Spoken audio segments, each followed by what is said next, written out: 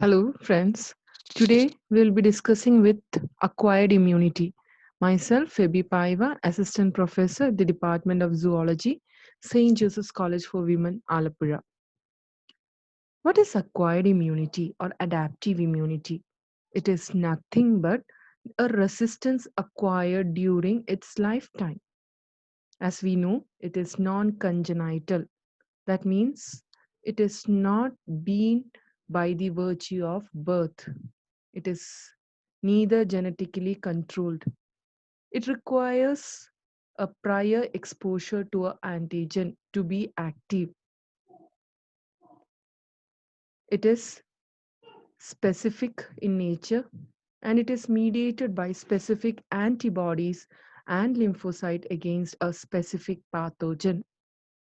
It develops memory and confers a long lasting immunity to that specific antigen. It only accounts for the 1% of the total immunity of the body, but it is very much a judging factor for the whole immunity of a organism. It depends on the action of the lymphocytes T and B and its prior exposure to a particular antigen. What is an antigen?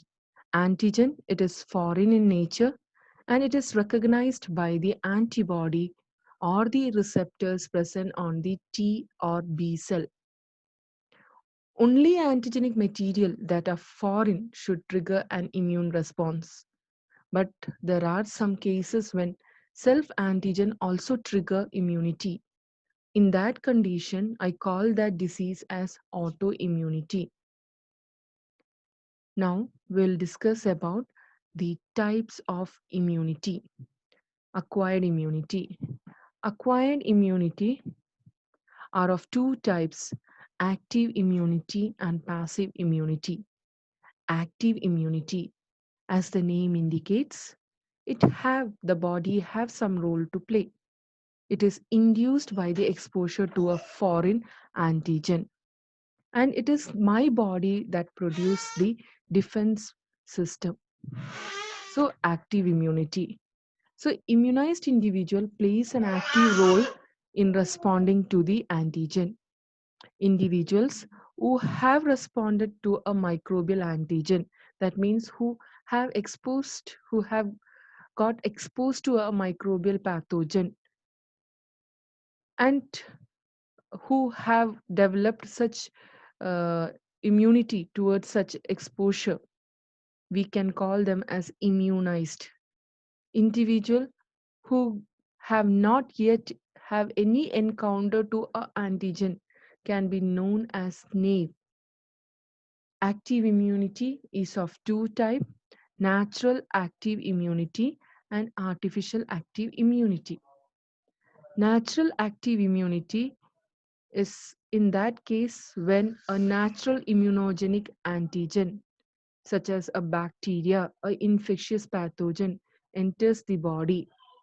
And in response to that, my body starts developing immune system, immune cells like antibody, and my body get immunized. Then I call it as natural and active immunity. Example, when I get a chicken pox, when I get an infection of smallpox, my body get immunized to that particular virus, that particular disease, and my body will not be affected with that particular disease for the second or the third or the fourth time because my body have developed immunity towards that pathogen.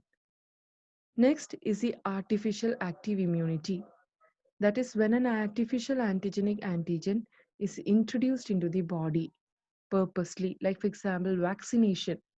During vaccination, we are inducing a pathogen, a antigen in either a active or in a dead condition so that my body get exposure to that particular antigen and in response to that my body develops immunity. So that is vaccination.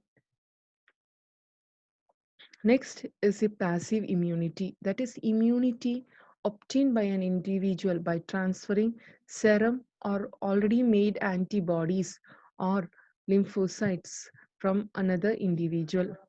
The recipient of such transfer becomes immunized towards that particular antigen even without ever exposed to that antigen. In other words, a passive immunity is the transfer of active immunity in the form of ready-made antibodies from one individual to another, and it provides a rapid resistance. It is again of two types, that is natural passive immunity and artificial passive immunity.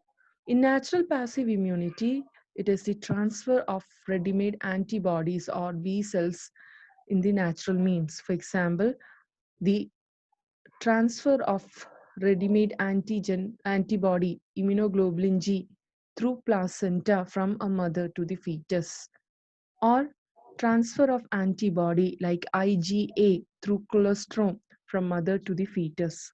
Another one is artificial passive immunity, as the name indicated, is the transfer of immunity in an artificial manner. Example, the antivenom against snake bite. Now we will discuss with the components of adaptive immunity. There are two types of adaptive immunity, two components. In fact, one is humoral immunity, another one is cell mediated immunity. Humoral immunity, I'll just brief it, later on we'll discuss it in detail.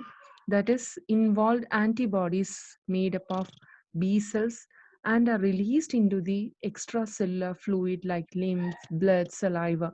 So the name humoral immunity. It always deals with extracellular pathogen. Next component is the cell mediated or cellular immunity.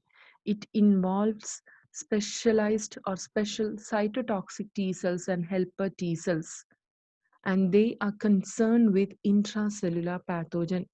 Now we'll go in detail with humoral immunity.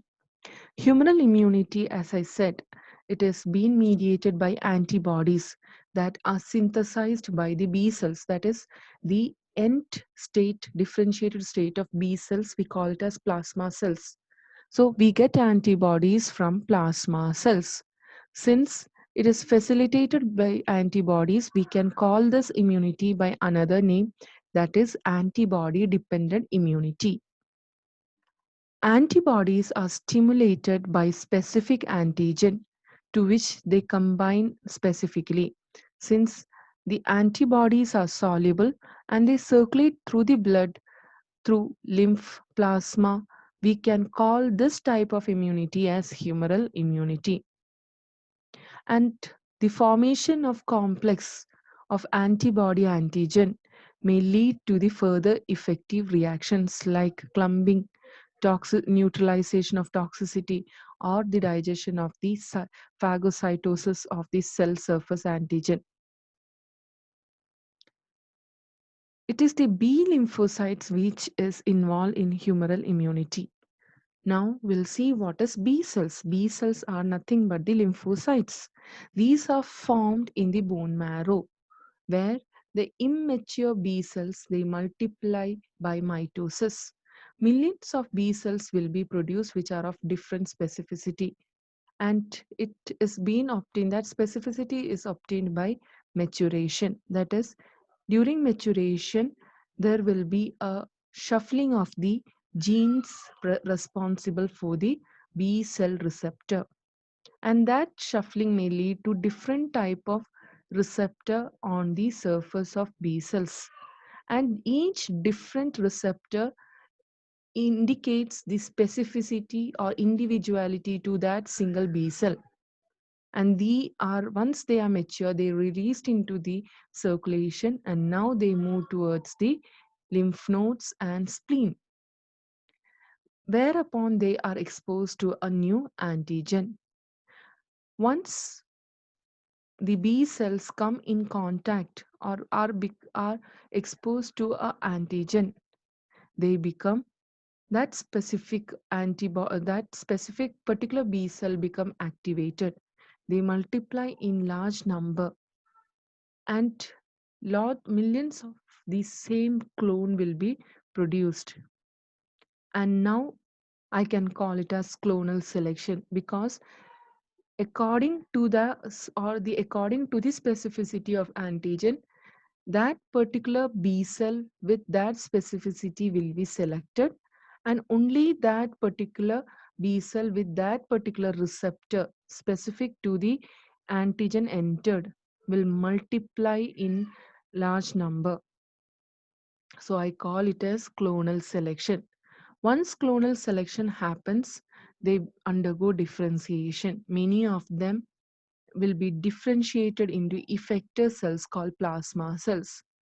The plasma cells, we can see that it is the end stage differentiated stage of B cell, which will start producing a protein which is nothing but the receptor seen on the progenitor B cell.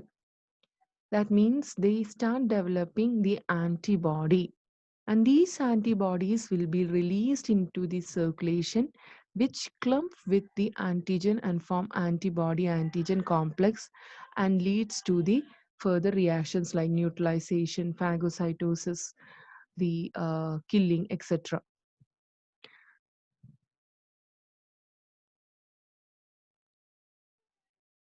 Next, it is the cell mediated immunity.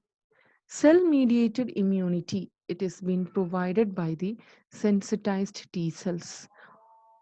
And here we can see that they are concerned with intracellular microbes, and they cannot be, which cannot be uh, killed by the humoral defense mechanism. Since it is not mediated by antibodies, they are otherwise known as antibody independent immunity. The progenitors of T cells are produced in the bone marrow, from where they move towards the thymus where they get matured. Maturation is the process when the T cells get the T cell receptors, and it is these receptors which make them different from the B cells which don't have the T cell receptor. Normally, two types of T cell receptors could be seen. One is the CD4 cells, which are seen on one type of T cells known as helper T cells, whereas CD8 receptor will be seen on cytotoxic T cells. Helper T cells are the ones which regulate the whole immune reaction, whereas cytotoxic T cells are responsible to kill infected or cancerous cells.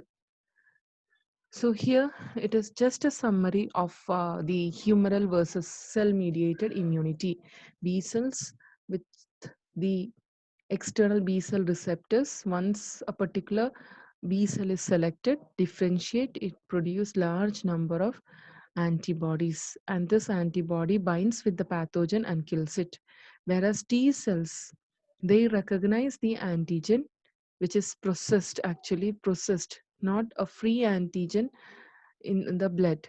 And the processed antigen is identified by the T cell, and then it will be releasing some kind of macromolecules which will form, which will kill the damaged or infected or cancerous cell. So, thank you.